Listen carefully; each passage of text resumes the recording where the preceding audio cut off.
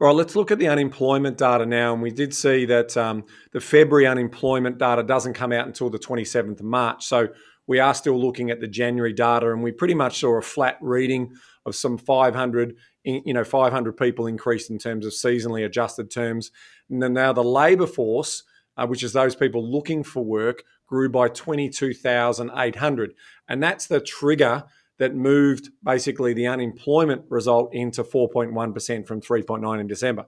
So there's a lot of economists who are saying once we get out of that January period where, we traditionally see more and more people not working in January and then starting to look for work again in February. So we may start to see that unemployment rate move back down with a 3 in front of it as opposed to the 4. Because I've said previously on the last update that once I started seeing a 4 in front of unemployment, I was thinking that's going to play favourably into an earlier rate reduction than what we're seeing. But if that is a seasonal variance and we get back down into a reading of 3.9 or whatever that is, then again, we're going to see interest rates staying higher or flat for longer.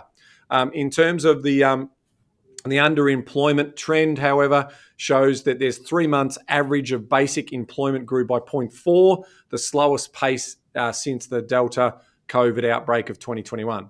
In trend terms, the employment to population ratio continues to also moderate down to 64.1% in January from a record high of 64.5 in October of 2023.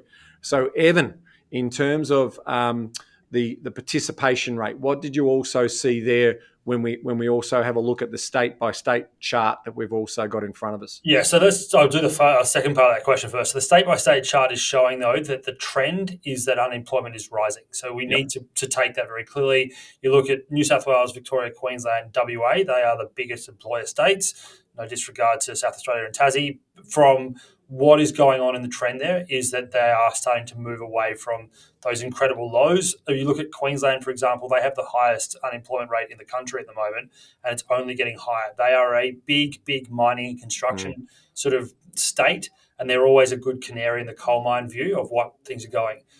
First part of your question, the participation rate, sometimes we forget about this. Why I'd say that is that we have statistically a strange way of measuring the employment data, but without going into it too much, basically it's a survey that's extrapolated to the population. If the participation rate actually falls, it can improve the unemployment rate. The reason for it is that there is actually those people that drop out of the survey. It's not that they're looking for work. Looking for work, which therefore means they're unemployed. But because they're not looking for work, they're not included. No. And that is a misrepresentation of the data, in my view. It's always been a concern I've had.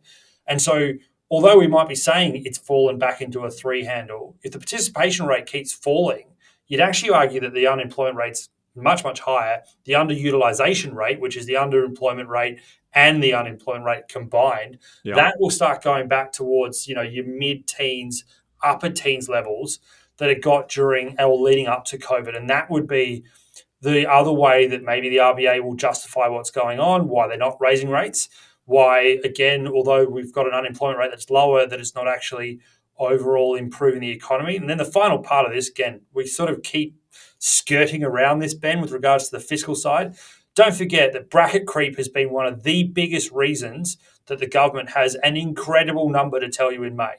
And that is also part of this, is that although we are working more, we're getting paid more of it than ever in history is going to the government. And that also may actually help, inverted commas, because we don't have as much disposable income, slows us down. The question is what the government does with it, and that will be the other side of this. Is it going to stimulate or is it going to bank it again?